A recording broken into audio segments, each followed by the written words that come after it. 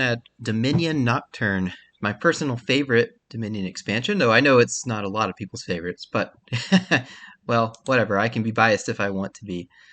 Let's begin. Our first card, which is always been rated as the lowest in this set, is Raider, and not for no reason. So it's a delayed gold. It's duration gold. It is a night card at least, so not an action. So you don't need actions to play it. That's pretty good. Um, really, the main thing about it is the attack is disappointing. Essentially, they have to choose to discard something that costs or that you have in play. Yeah, so the card has to be in play on your side, and then they have to also have it in their hand and discard it. Well, there's a good chance they're not going to have the card, but also sometimes it just isn't that threatening. Like, say you have a silver in play to buy something, well, they could just discard a silver and who cares. So yeah, the attack is often ineffectual. There are games I've seen where it's been fairly effective, but I would say most of the time it just has a very minor effect on the game. So yeah, Raider, I think, doesn't make a huge difference. Honestly, the +3 coin is probably a little bit better than the attack most of the time. Unfortunately, you're going to have to get more than one of these if you want to use it every turn, and they cost 6, and I don't know. It's like kind of a mediocre payoff for that kind of investment. So yeah, I think Raider's pretty comfortably in the D tier. Next is Bard. And yeah, Bard is also going to be in the D tier, I think. Some of the effects you can get out of it are pretty good. Yeah, it just kind of depends on what boon you roll with this thing. And there are games where Bard is the only plus buy or something like that.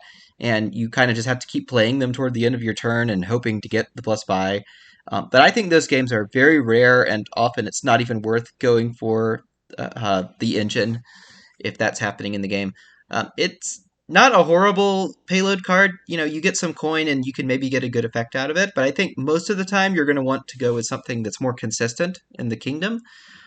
And yeah, Bard just kind of ends up getting left behind. So yeah, it's weird. It's like a D tier, but it's a high D tier, if that makes sense, because it can be like an okay economy card. Next is going to be Night Watchman. And let's just go right up to C. Night Watchman's alright. Only a 3 cost, and it's a night card.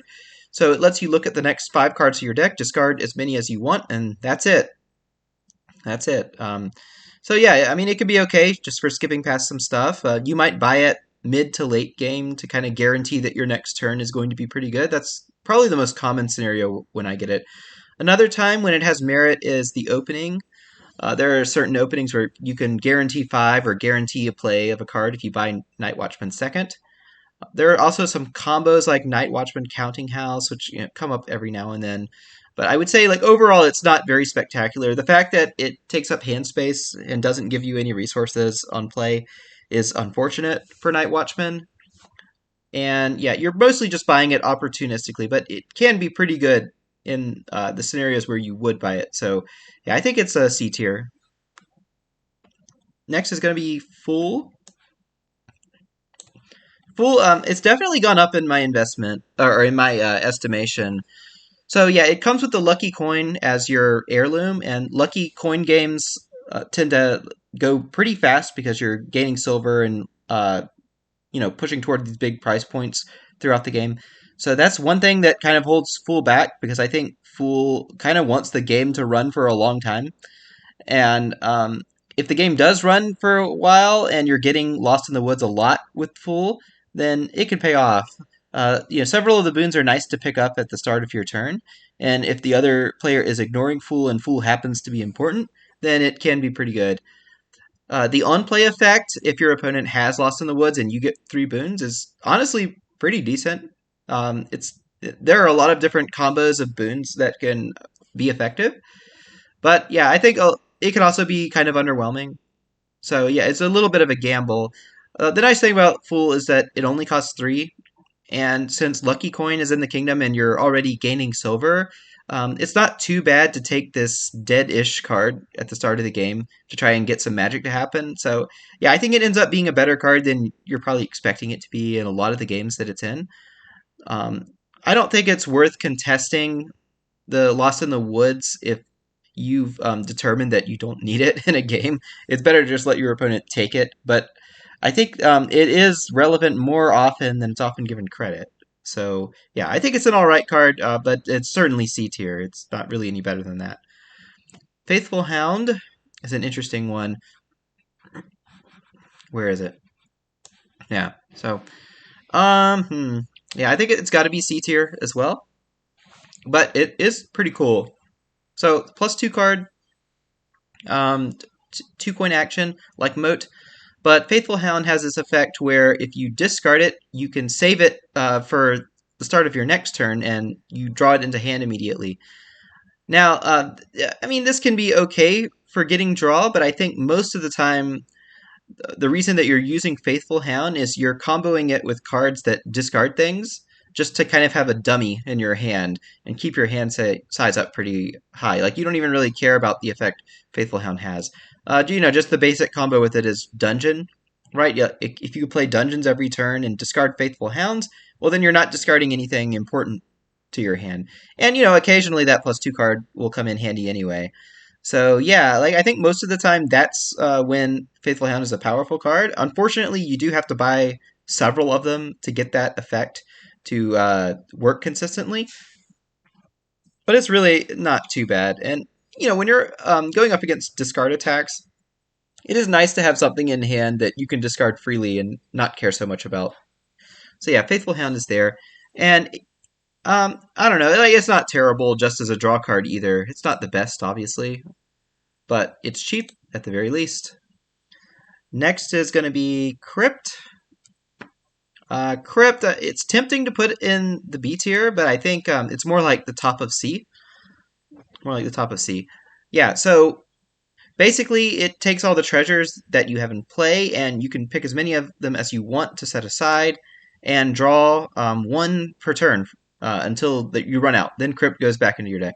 So yeah, it's a little bit slow kind of to get it to pay off, I think, and that's one of the reasons it's not that great. It's also not real thinning. Like, you can use it to get a bunch of coppers out of your deck temporarily, but they're going to come back. So yeah, it's a little bit weaker than just thinning or exiling or something like that. But still, the nice thing about it is that it's drawing you that extra card every turn for a while. Sure, it's always a treasure card, but at least it's something, and that can help you to hit price points over the course of the game. And you can also put away good treasure cards, ones that you would like to play, like Crown or something like that.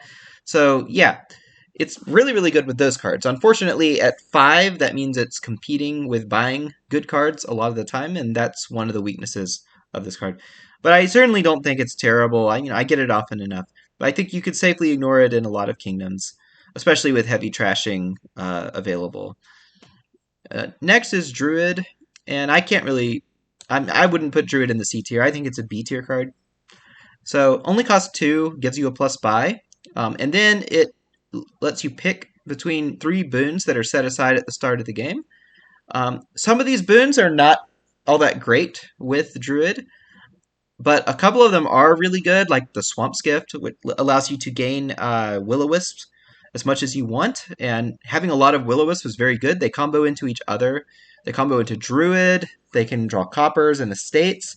So yeah, loading up on those can be very strong. Flame's Gift makes it a trasher, which is not great, but at least it's some trasher. The Earth's Gift is a powerful one. It basically turns this into a cheaper workshop, so that's pretty nice. And if you get Forest Gift, then you get a +2 buy out of your Druid, so that's pretty nice. There's also the non-terminal one, Field's Gift. That one's all right. Yeah, there's other ones I'm probably not mentioning. It really just depends on which 3 boons you have available. Sometimes you're going to get a great combo. Sometimes you're just going to get something sad. And then Druid's not great, but I think it's good often enough. Next is Sacred Grove. I think also a B tier card. It's a pretty good payload overall. 3 coins and a buy plus a boon. Now, the drawback is your opponent also gets the boon, and as it turns out, there are several boons that are perfectly fine to get on your when it's not your turn. Like the Sun's Gift is probably better when it's not your turn than it is during your turn. And unfortunately, since Sacred Grove is a terminal action, There are some boons that it doesn't combo very well with at all, because you'd really like to be playing cards after it, so you better have some villages to make Sacred Grove good there. But still, all in all, it's very nice for hitting big price points, and occasionally you'll get something amazing from that boon. So I think overall it's pretty good, but I think it's got enough drawbacks that you're not going to go for it most of the time. Like gold is often better there. Still, interesting. It's interesting thinking about whether you want to go for this or not. And sometimes you hit 5 and you just need coin, and so this is what you get. And it's pretty good there. Next is Puka, which I think is also a B tier card. So yeah, Puka comes with Cursed Gold, which is a little bit unfortunate for Puka because it means you only have 6 coppers to trash, and you cannot trash Cursed Gold with it. Yeah, and Puka would really like there to be more copper, I suppose, so you could fuel it. So yeah, it's +4 cards on play, but you have to trash a treasure. Obviously, this is good, drawing 4 cards. Unfortunately, I think the thing people run into a lot is that if you play this at the start of the game, sometimes drawing 4 makes you hit a reshuffle that you really don't want. So yeah, like that can be a drawback to Puka, but I think it actually scales into mid-game quite nicely. It's a very good draw card when you've already got some villages and stuff like that. Cursed Gold, I think, is more relevant outside of Puka itself than it is with Puka. So, like, yeah, it's kind of weird. It's probably one of the lesser heirloom combos. I think, really, it's only a negative for Puka, if anything. But still, like, it's a nice benefit that you get out of Trash and Copper. Unfortunately, it is terminal draw. So, yeah, it's not quite as nice as it probably could be. But still, like, +4 cards is it's only ever going to be so bad. And, yeah, thinning coppers is good as well. And certainly, you're fine trashing a silver or even a gold late in the game if you really need that +4 cards. So Puka can come in handy there, too. Our next card is Tracker. My mouse stopped working. Haha, there it goes. Tracker. An interesting one. Only costs 2 coin. And the heirloom for this card is Pouch, which just guarantees you have a +buy. And the Pouch is actually pretty useful with Tracker because you can top deck multiple cards with Tracker, and including things that you gain from the boon that it gives. So if you gain Will-O-Wisp, you can then top deck Tracker. Or you can top deck Will-O-Wisp with the Tracker's effect there. You can also top deck Silver that you gain. So that's pretty good, or anything you get with Earthskip. Overall, though, I think like the nice thing about it is that it only costs 2 coin. And yeah, like sometimes those boons that you get can be fairly effective early in the game if you happen to get them. But yeah, the ones you really want to get are like Will-O-Wisp, Earth's Gift, Flame's Gift, Mountain's Gift, just for some extra economy there. Yeah, it's kind of funny. Like when the set came out, everyone said Mountain's Gift is the worst one because it gained silver, but actually Mountain's Gift is pretty good because it lets you gain treasure without having to buy it. So yeah, that's pretty nice there. And yeah, a $2 top decker, not horrible or anything. I think I get Tracker often enough. All right, Idol. I think it's also in the B tier. Idol, for whatever reason, it seems to be the card that people just keep buying even when it's not that good. I don't know, there's just something attractive and fun about it that people really like. I see people just Idol spam, and I don't think it's worth doing that most of the time. Okay, so what it does is it's just a silver for 5, but if you play 2 of them, your opponent gains a curse. And you can do this over and over again. Like if you play 4 idols, you can give 2 curses, all right? But it also gives a boon on play, and occasionally boons are good. Unfortunately, the buy phase is the worst time to be gaining a lot of the boons, but you know, what can you do? So, sometimes it's good. But still, you don't want to get like Wind's Gift at the end of your turn, usually. That's a bad thing. So I don't really like over-investing in Idol most of the time. Still, I mean, I think it's an okay payload. Like, if there's no trashing in the kingdom, then giving those curses is pretty decent, I think. But they're also pretty easy to mitigate if you know they're coming. And, you know, 2 coin is not that amazing for a treasure card that you would load up on en masse. So, yeah, I think they're pretty average overall. Definitely not a go-to card in most kingdoms, but they're good enough for getting money. Some of the boons can give you some extra coin here and there as well. So it can be better than silver sometimes when you play it. But I think overall it's just okay. What's after Idol? Cobbler? I'm not sure if I'd put Cobbler above Idol, but maybe. So it's a night card. When you play it, your next turn, you gain a 4-cost card into hand. Gaining to hand is nice. It doesn't play it right away, so it's not quite as good as something like Summon. But still, at least you get the card in hand. And even if you're getting silver, well, that's +2 card for next turn. You do have to get a couple of Cobblers if you want to play it consistently, so that's kind of a weakness for the card. Still, not having to play it as an action is pretty good. And, gainers are nice. And there are a lot of cards at the 4-coin and less price point that are perfectly worth getting. So, yeah, Cobbler comes in handy often enough. But I would say the main issue with it is just that it's slow. You got to buy it, you got to get it into play, and you don't get the effect until the next turn. So, yeah, the game has to be running long enough for Cobbler to pay off there. And I think often it isn't. Still, it lets you start off your hand with stuff that you want often enough that I think it's worthy of the B tier. I'm just not sure I would put it this high myself. Next is Conclave, which I think is also pretty solid B. So +2 coin, and then it tries to play an action from your hand that you don't have in play yet. If you do, you get +1 action. So yeah, it's sort of like a village if you hit a cantrip with it or better, and that's pretty nice. But the nicer thing is, I don't know, just being able to play some actions non-terminally. I think that you don't want to get too many conclaves because they don't draw any cards, but they are decent enough just to give you a little bit of coin while you're playing a bunch of actions. So yeah, it's overall like a pretty alright card. It's a solid opener because it at least gives you some coin so you can purchase things, and it also comes in handy throughout the game since it has like that fake village effect there. But I think it's not really worth over investing in Conclave. I think like you got to be careful and like only get as many as you need. There, so not like a terribly exciting card, but it comes in handy in most decks, I think. So yeah, B tier, good enough there.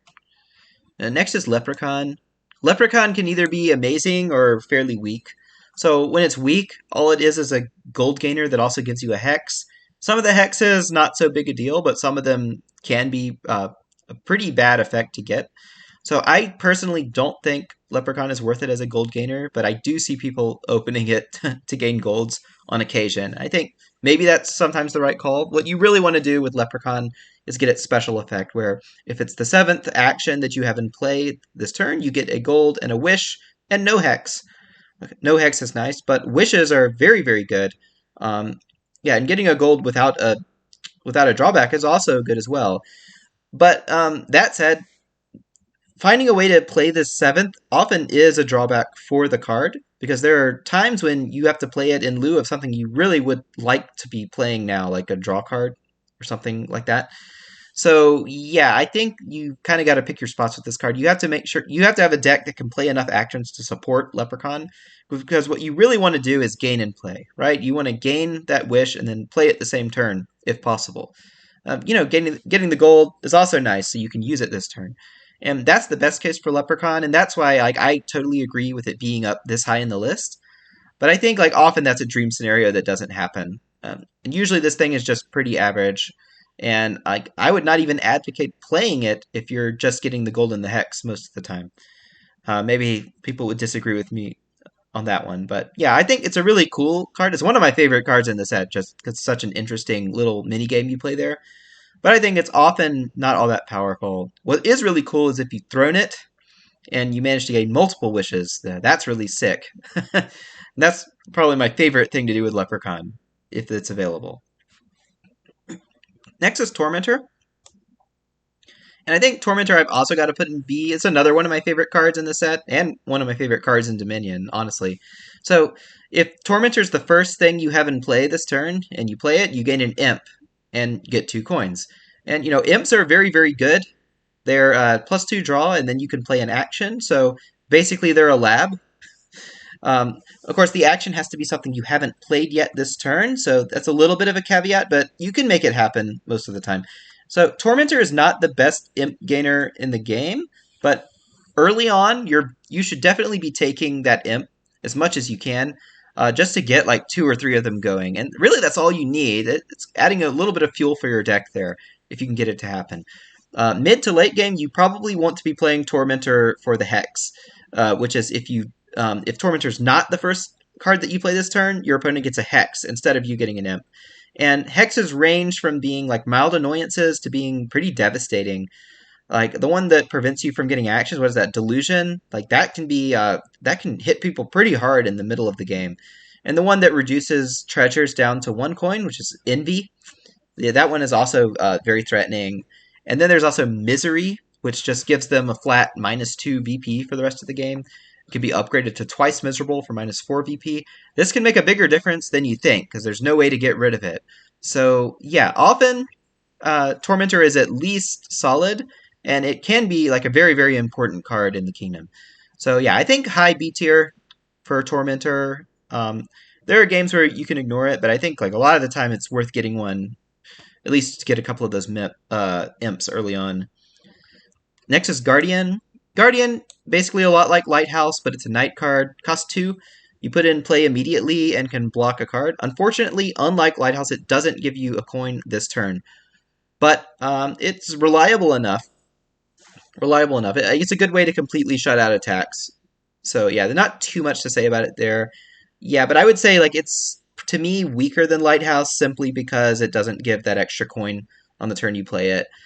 Still, being able to buy it and get it into play immediately is nice. Like, if you are getting attacked and you didn't draw your Guardian, well, you can just buy another and get that coin for next turn, as well as block the attacks.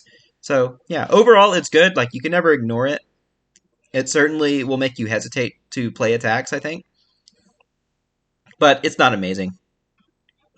All right. Now, I've thought about this, and I wasn't really sure where to put it, but because I'm thinking about going on to the A tier at this point. But I'm looking at some of the cards ahead, and I don't really necessarily agree that they're A tier. So, I'm gonna have to think. I feel like I have to think about it a little bit. Unfortunately, yeah. I'm mostly what I'm seeing here is like I don't really disagree, or I don't really agree with the rankings that are ahead. But whatever. We're just gonna go ahead and put Secret Cave in B tier. So Secret Cave, the thing about it is it's always in the kingdom with Magic Lamp. And Magic Lamp is one of those things where it's just crucial. If you happen to get it early in the game, it can really turn the tide of things. So yeah, like basically you have to have 7 different unique cards in play, and if you do, then you trash your Magic Lamp and get 3 wishes. Okay, and this is just very, very important to have those wishes. You can get any card costing up to 6 immediately for this turn.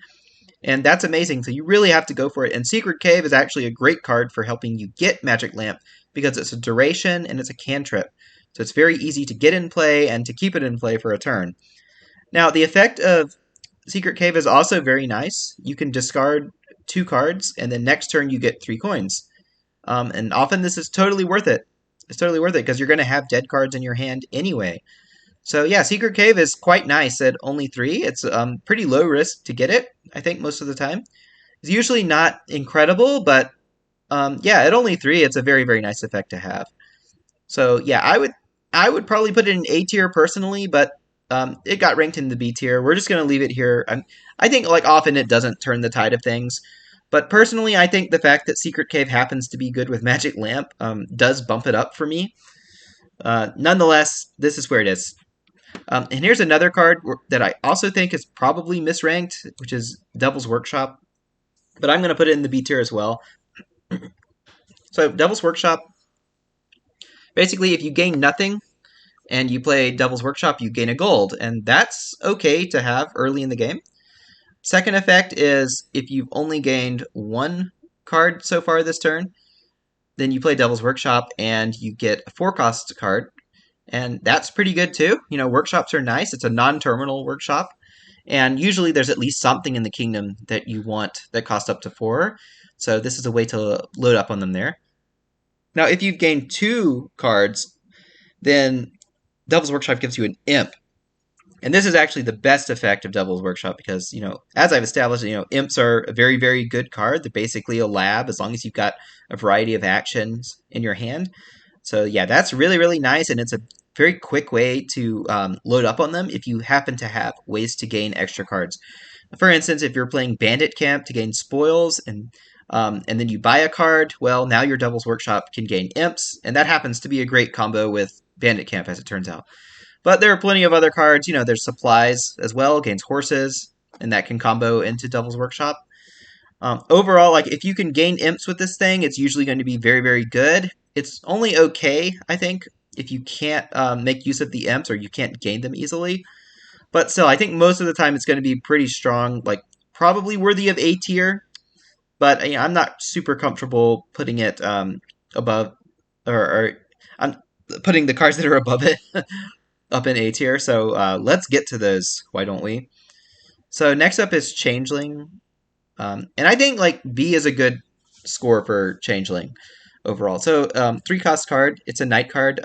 When you play it, you can trash it in the night phase to gain a copy of a card you already have in play. Obviously, the better stuff you have in play, the better Changeling is there. It's often worth buying to use this effect. There are a lot of good effects that you can gain. Probably the cliche example is Grand Market. It's a really easy way to get them, but there are other things you might want as well, like villages, draw cards, really big payload cards that are difficult to buy, I suppose, like Possession or something. Yeah, Changeling's really nice for those. The other interesting thing about Changeling is that when you gain a card that costs 3 coin or more, you can choose to gain a Changeling instead of that card. And the best way to use this is to combo it with silver gainers like Bureaucrat or Masterpiece, I think, because often like you don't really care if you gain silver, but gaining a Changeling is good. There are other times when you might get it as well, like say an opponent attacks you and it gives you a silver for whatever reason, like Jester. Well, now you can gain a Changeling instead, and that's pretty good. There are other combos as well, but I'm not going to sit here all day naming them. Yeah, so it's pretty easy to get Changelings is the main point, and then they have a pretty solid effect. Not always all that great, can be a bit slow getting things from it, but I think overall you can't really ignore it in a lot of those kingdoms. It's how easy it makes it to get expensive stuff. So yeah, solid, strong B tier there. Next up is Necromancer. Alright, Necromancer, definitely one of the hardest cards to play in the game, I think. Yeah, or at least I really struggle with this one. Okay, so you can play cards that are in the trash, and Necromancer comes with these 3 zombies that are always in the trash. The zombies are just okay, in my opinion. Zombie Spy is just a cantrip that looks at your next card. You could choose to discard it or keep it there. It's okay. You're probably going to get it sometimes just because you don't have anything else to hit. Then there's Zombie Mason that trashes a card and tries to replace it with something that costs more. And you can get pretty lucky with this and say thin copper with it, or you can, turn an estate into silver or something like that. I've also lost some games where people hit provinces and milled provinces with it. But I think, yeah, most of the time it's just going to be okay. The fact that you have to play it blind is often a big drawback for Necromancer there. And what even is the term? Oh yeah, Zombie Apprentice trashes an action to give you like plus card or plus 3 cards and plus action. That's okay, especially like if you got Ruinses or something. Then yeah, you can then those. Or if it's just an action you don't care about and you really prefer to draw, well, that's there. Now, the other nice thing about Zombie Apprentice is you can then use the actions that you trashed with Necromancer. So the big thing about Necromancer, though, is if you start using this to play cards from the trash, your opponent can also get in on it and start using those cards as well. Now, if Necromancer is good, you're going to want to do that anyway. Like, you're not going to care that your opponent is doing that because you really need this effect. But it still is a drawback that you're kind of helping your opponent there. And so I think, like, to me, Necromancer can't really be any higher than B tier because that is a pretty significant drawback there. I think, though, often this card is just kind of ignorable. It's kind of ignorable because the thing is there's usually enough stuff in the kingdom for you to make a worthwhile engine out of. that you don't need to go for these risky in-trash things. Still, like, there are some cards that trash themselves, or you might just happen to have trash for benefit. And if you do, then Necromancer is a good way to make use of the stuff that you're getting rid of. So it's never really like an awful card, but I think like often it's not really worth the risk to build with it. Still, like you can't put it any lower than B. I don't really think you can put it higher. I think B is kind of the place for it. So yeah, just for the record, like this is probably the card in the set I have the least knowledge of, even though like it's my favorite set. Yeah, like I don't know, with Necromancer, I'm often just not sure I want to get it, and so I don't. And I haven't regretted it that much, but still, like you can't deny it's got its spots there. Werewolf, I think, is also a B tier card. Smithy variant, it's +3 cards. But if you don't play it and you have it in play during your night phase, then you can play it to give your opponent a hex. And that's okay. Yeah, some of the hexes are really good, as we've kind of established with Tormentor there. Some of them a little bit ineffectual. The nice thing, though, is you can stack them. Like if you can play 4 werewolves in your night phase, that's 4 hexes. And yeah, pretty easy to stack them there because you don't have to use an action to play this in your buy phase.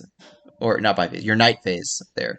So yeah, it can be pretty effective, but I think often it looks shinier than it actually is. And the better thing about Werewolf is just that it's a draw card. It's a draw card that happens to have this extra effect that it can get if the draw doesn't work out the way you want. So yeah, pretty alright card. Pretty alright card. High B. Next up is going to be Skulk, which I'm also going to put in B tier. Yeah. Often people will open with Skulk. I do too. Costs 4, you get a gold with it. Unfortunately, you get this terminal action that doesn't give you any coin. It does give a buy. That's fairly effective, and it gives a hex when you play it. That's okay. That's okay. It's one of the worst hexers simply because you don't get much else for playing it this turn. Really, the best thing about Skulk, in my mind, is that you gain the gold with it. And I think that is pretty good. That's pretty good. Getting a gold for 4.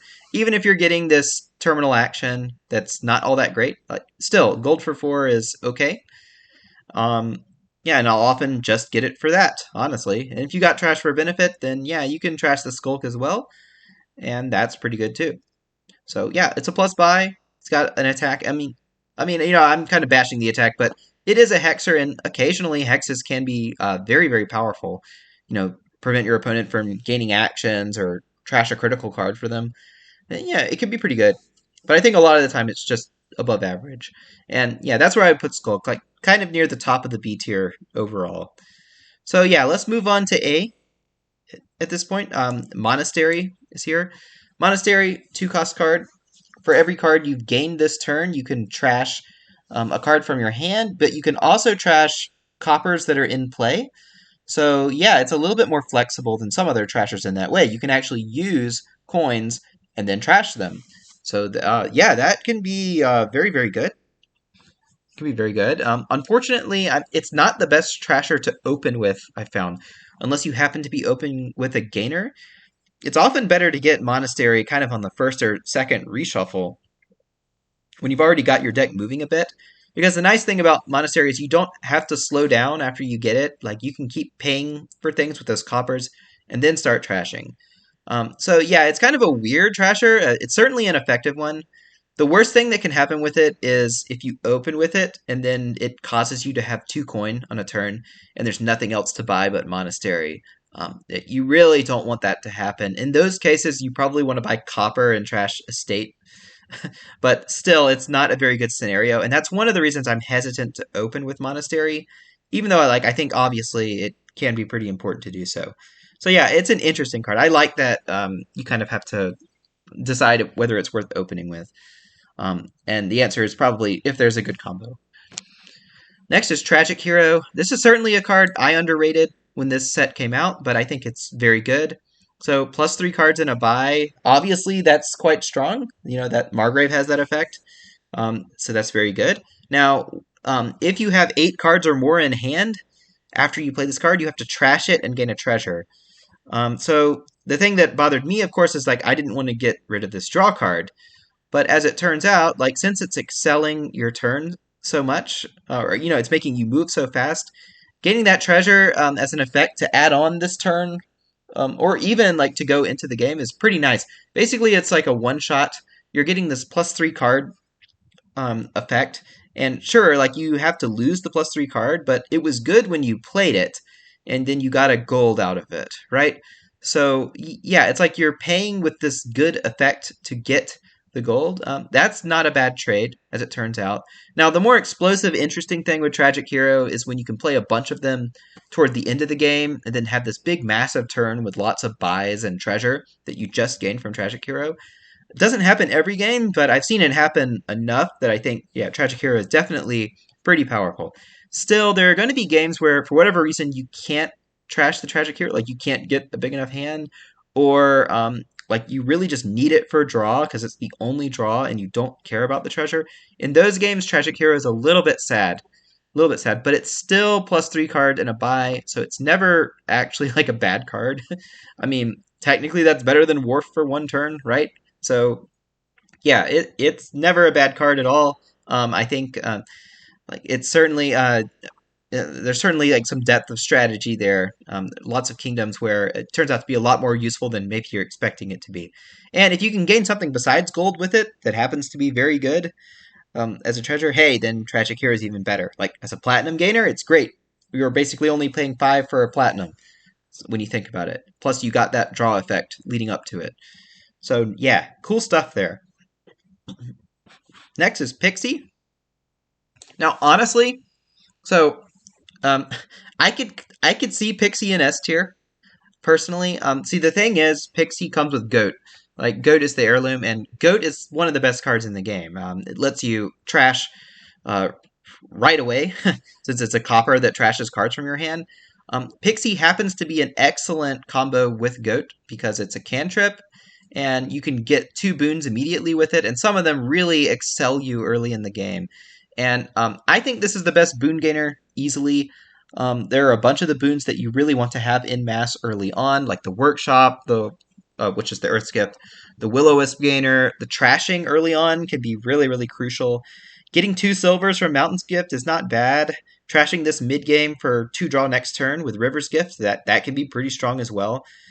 Generally, I would say if you roll something good with Pixie and it looks like it's good right now, you should totally just trash it and take the boons. Because you're probably not going to get a better opportunity for that boon. It's kind of foolhardy to sit there waiting for something for too long with it, because your opponent can also get in on it and steal that boon. So yeah, you kind of just gotta be an opportunist with Pixie, but it lets you be like a very powerful opportunist. Now, I personally think it's misranked. I think this card is good enough; it belongs in S tier. But and that's strictly because Goat is there, and this card makes Goat even better. So maybe like that's a point of disagreement that I have about this set, but I think A tier is fine. Like if we're not considering Goat all that much, then yeah, Pixie is just very strong, not incredible. So yeah, I think 2 coin good enough for this. The fact that it's cheap is just so good. Like, you should almost always buy it instead of silver, I think. Next is Cursed Village. It is a village. It is A tier. So it's a draw to X village. You draw until you have 6 cards in hand and get the village effect. So yeah, that's pretty cool. Like it's draw to X card all on its own, and it's got village with it, which is usually the most important resource for draw to X. So yeah, can't complain about that, I suppose. What you can complain about is the on-buy effect. When you buy Cursed Village, you gain a Hex. And if you happen to need Cursed Village, you should just take the Hex anyway and not worry about it. But some of them can be pretty bad. Like getting diluted means you can't buy an action next turn, and Cursed Village really wants actions to make it a good card. And some of the hexes are pretty bad to get hit with. Like if you get War and it trashes a good card for you, or if you get Locust, it could trash the Cursed Village you just bought, for instance. Yeah, like several of those effects are pretty bad to get with Cursed Village, but some of them are fairly insignificant, like the discard attacks. So I think usually it's worth taking the risk there. If you happen to need a village, then you happen to need Cursed Village, then you should totally just be taking it and not worrying about what hex you're going to get. Yeah, and it can totally be worth it there. So yeah, very powerful village, I think. Next up is Ghost Town, another village. 3-coin night card. When you buy it, you play it immediately, and you get a card and a village next turn. That's nothing to sneeze at, that extra card. It can matter. Sometimes you'll buy them just for that card, at least I have in the past. At only 3, it's not too hard to load up on them. Like you can wait till later in the game and buy a bunch of them and get that effect right away. So the unfortunate thing about Ghost Town is if you're using it as your main village, it is a dead card the turn you draw it. Like it doesn't give you anything that turn, and that's very unfortunate for Ghost Town, and that's kind of the biggest weakness of it. Other than that, I would say it's rather strong. Okay, because starting a turn with a village effect and a draw is rather good. So yes, for 3, this is quite a powerful card, I think, but not without weaknesses. And like I've been saying, like that's one of the cool things about Nocturne is that all of these cards have some kind of weakness to them, and that's what makes them interesting to me. It's what I like about them. So yeah, yeah, really cool card. Definitely deserving A tier. Shepard, another one that's in the A tier. Only 4 coin, non-terminal draw. You discard as many victory cards as you want from hand and draw 2 cards for each one. So it gives you Pasture, which as its heirloom, which is a copper that gives you what is it? An extra. I'm gonna have to look it up. I don't remember what Pasture does. I just have to look at it real quick, so I'm not spouting BS here. Basically, it encourages you to buy estates, though. Yeah, you get extra points for your estates. What is it? Yeah, worth 1 VP per estate you have. Yeah, your Pasture is worth more for each estate that you have. So it encourages you to keep these weird decks where you have lots of estates and you're using them for draw. So a little bit like Crossroads in that way. But Shepard can be a very, very strong draw card, I think, a lot of the time. And at only 4, it's pretty easy to get them. And so you can just like forgo trashing in a lot of kingdoms that have Shepard, or just trash Copper and keep your estates. You don't want to ignore it because the amount it can let you draw is pretty ridiculous. Like, say you discard 3 victory cards, that's plus 6 cards non-terminally. Yeah, that's very, very good. Yeah, sure, you got to have these victory cards in your deck, but it's really not that big a deal, especially if they're giving you more VP than usual. So yeah, overall, I think Shepard is very strong. Even just vanilla Shepard decks can be fairly good. Unfortunately, it does make you have to build these decks that aren't the best, and if you trigger a bad reshuffle with it, you're gonna have a turn of all green potentially. So yeah, that's a little bit of a weakness for Shepard there. So it kind of keeps it out of the S tier. But overall, like it's really strong. Next is Blessed Village, which is one of the happiest villages to buy, I think. Obviously, $4 village, nothing special about actually playing it. But when you buy it, you get a boon, and you can get the boon right away or at the start of your next turn. So this is another one of the best boon gainers. Like Pixie's probably the best, but Blessed Village is right up there. Yeah, you get to choose when you want to get the boon, and that's the thing that makes it so good. Starting next turn with an extra draw or something can be quite good. If you've got something in your hand to trash now, go ahead and trash it with Flame's Gift, or take the Flame's Gift for next turn. There you go. Like lots of flexibility there. Probably one of the best villages in the game, oddly. You wouldn't think getting random effects would make it so good, but it just, in practice, happens to be very strong. So, yes, nice village there. It makes you smile. The ladies are smiling. Look at them. They're so happy. And you'll be happy when you buy it as well.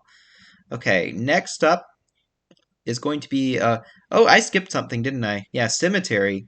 Wow, we skipped this way back. I skipped this way back. But yeah, it was actually ranked below Tragic Hero. So yeah, I got it mixed up with Monastery, I think, when I was looking at it. It's also an A tier card. So Cemetery is cool because it lets you forgo trashing for a little while. Like you build a deck that actually hits like a decent price point, and then you trash 4 cards with it on buy. Yeah, it also gives 2 VP, which is nothing to sneeze at. Like it can matter later in the game. And it's a more expensive victory card at 4, so you don't mind trashing it so much if you happen to have trash for benefit. But yeah, like it can thin quite a bit out all at once, and it lets you trash later instead of now. So like you're probably used to trashing as early as possible, and like that can be a very powerful effect. But Cemetery is one of the cards that lets you wait until later and then make your deck more consistent. And as it turns out, that can be fairly good. If Alms happens to be in the kingdom, Cemetery goes up to being an S tier option, since you can trash right away. But, it's not always there. Yeah, overall it's very strong. It also comes with Haunted Mirror, which if you trash that heirloom and you discard an action, you get a ghost. And ghosts are very frequently worth it since they are a next turn throne room on the card that they hit. So yeah, nothing to complain about there. Cemetery, very strong. But it's got its weaknesses, obviously. Obviously, you got to have stuff in hand that you want to trash, and sometimes you just have trouble getting 4 cards in hand that you want to trash. At least that's my experience with it. Still, trashing 3 is not terrible either. Unfortunately, you get a victory card in your deck with it, so yeah, that's a bit of a weakness there. But oh well, checks and balances, Now is our top 3. Den of Sin is ranked 3rd. Den of Sin is you buy it, you get it in play, and you get 2 cards next turn. So basically, anything I said about Ghost Town kind of applies to Den of Sin as well, except you just get more draw with it instead of drawing a village. Yeah, it's got the same weakness where when you draw them in your hand, they're dead, but the effect next turn is so good that you want to get lots of Dens of Sin. Very strong supplemental draw card. Can be used as your main draw as well, but I think it's pretty weak for that. It's better to buy it opportunistically, I think, and then just take the effect and use it. Yeah, and it will stay a pretty consistently good effect throughout the game, I think. Yeah, overall, very strong. It's draw. Can't complain about it. Our top 2 are Exorcist and Vampire here. So this is a little wild. Now, I think maybe some people think these are S tier. I personally don't think there is an S tier card in this set, which again is another thing I really love about Nocturne, and maybe some people disagree with me, whatever, but I'm just going to do me. Okay. Exorcist, I think, is a very strong A tier card. 4 cost night card. When you play it, you trash a card from your hand. If you trash something that costs 0, it's just a thinner, not great. But if you trash something that costs 2 or more, you can get effects out of this. Or actually 1 or more, come to think of it. But yeah, if it costs 2 or less, you get a Will-O-Wisp. If it costs 3 or more, you can get an Imp, or if you so choose, or the Will-O-Wisp. And I believe it's if it costs 5 or more, or is it 4 or more? Oh no, it's just gain a cheaper card. Okay, yeah, so I think it's got to be 5 or more to get the Ghost.